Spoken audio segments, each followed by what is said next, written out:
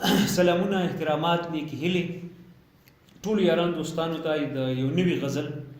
یو څو شعرونه وړاندې کوم. دغه نوی غزل چې دی نو دا ما په یو ترکیب لیکلی دی، نه پوهېږم چې دا نوی ترکیب دی او که زوړ ترکیب دی، یقینا چا به تجربات کړي خو زما په نظر کې نه دي راغلي. نو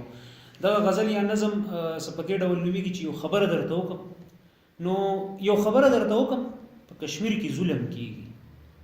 یو خبره درته وکړم په کشمیر کې ظلم کېږي، یو بله درته وکړم دلته هم پښتون قتلېږي، یو بله درته وکړم دلته هم پښتون قتلېږي، یو خبره درته وکړم زما ښکلي ښکلي خوښي، یو خبره درته وکړم زما ښکلي ښکلي خوښي، یو بله درته وکړم خو دا ښکلي خفه کېږي، او یو خبره درته وکړم په قلم کې بلا زور دی، یو خبره درته وکړم په قلم کې بلا زور دی، یو بله درته وکړم د ټوپک خلک یریږي، او یو خبره درته وکړم زه په خپله مسلمان یم، یو خبره درته وکړم زه په خپله مسلمان یم، یو بله درته وکړم په کافر مې زړه خوږېږي. او بل شعر دی چې یو خبره درته وکړم پښتانه را باندې ګران دي، یو خبره درته وکړم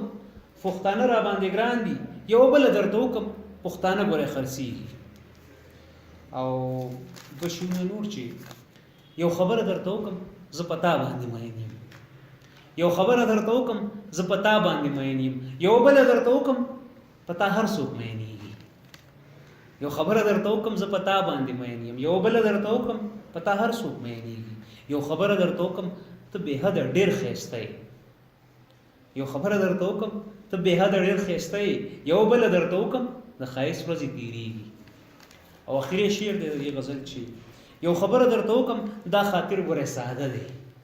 یو خبره درته وکړم دا خاطر ګورې ساده دی، یو بله درته وکړم دا خاطر رو رو پوهېږي،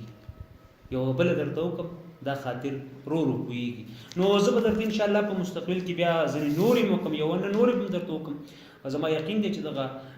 مات ګوټ شعرونه به م خوښ شوي، که خوښ شوي ملګرو سره شریک کړئ. وخت په وخت پر اعظم ګرانو ملګرو سره به شریک کېږم. شاعرۍ خاپیرۍ را باندې غلی دی، دې میاشت نیمه کې شوق کېږي، ذوق مې هم وي او شوق مې هم وي چې ملګرو سره شعرونه شریک کړم، نه صرف خپل شریک کړم بلکې د نورو ملګرو واورم. نو زما ستاسو نه دا خواهش دی چې په دې ویډیو راته خپله رایې په کمنټس کې خامخا راکړئ او خپل خوندور شعر را سره هم شریک کړئ. ډېره زیاته مننه.